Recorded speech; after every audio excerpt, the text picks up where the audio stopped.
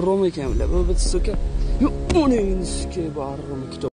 البته هر یک مرد و زنی که وقتی این نوار را می‌بیند و هر شخصیتی که میگوید من مسلمان هستم، امت رسول خدا صلی الله علیه و سلم هستم، باور کنید هنگام دیدن این نوار خونش جوش میزند، طاقت کردن نمیتواند. ما مسلمان هستیم، ما نمیخواهیم که نسبت دین ما، نسبت کتاب مقدس ما، کتاب قرآن ما، کلام خدا ما چنین کارها را کنند.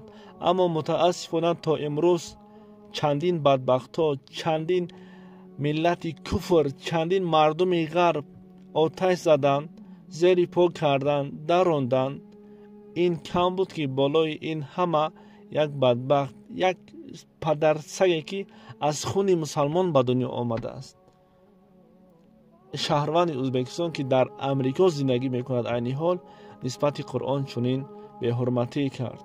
نه تنها نسبت قرآن بلکه نسبت مسلمان ها. وقتی این نوار در سامانه های اجتماعی نشر گردید، متاسفانه ما همش را با صدایش نمیتوانیم گذاریم، زیرا کلام خدا را دشنام میکند. این همه کم بود با پای خود میزند و بر اونیتاز، بر حاجتخانه برده بر بالایش پیشاب میکند. افسوس ما غیرت نکردیم که پیش راهی چنین کارها را گیریم.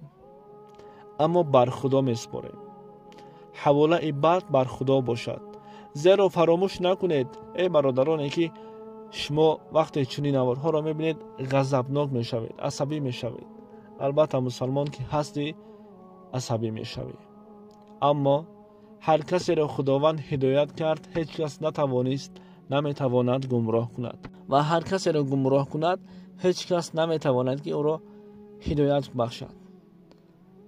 این بدبخت لعین انا همین پدرسگ نسبت قرآن کریم چنین به حرمتی کرد، نسبت کلام خدا.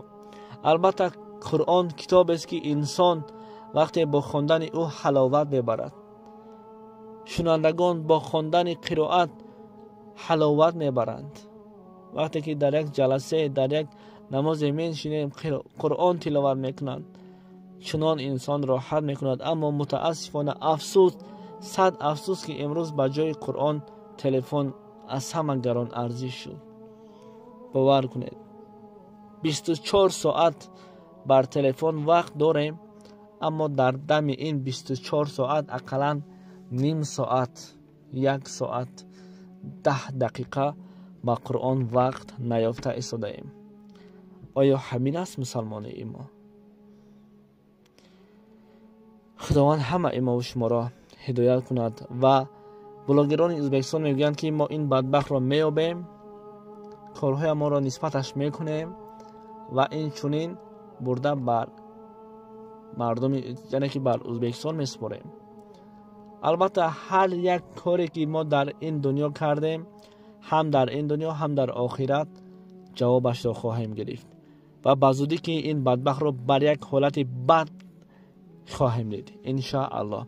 نوار پورا میتونین در تلگرام کانال ما تماشا کنین، برای که متاسفانه ما نمیتوانیم که نوار را در این یوتیوب پورا گذاریم، زیرا بر ما جلب شاید زنند، برای که به اجازت نوار را گرفتیم. سلام دوستان، سنجش شناسنامه خارجی یعنی که زاگرام پاسپورت برای شما مشکل شده است و شما نمیتوانید در کجا چطور بسنجید. و ما پیش راه این مشکل شما را گرفتیم. شما اکنون میتوانید در خانه نشسته پاسپورت های خود را بسنجید و جواب درست را بگیرید. تنها با طریق واتساپ با این برادر صحبت کنید. این برادر بر شما چیزی گفت همان کار را بکنید، البته جواب پورا و انیق به شما روان میکنند. و امروزها هم ای کار را رایگان نمی شود کرد، یعنی که اینها حق کاریشان را نیز میگیرند. به شما برای کار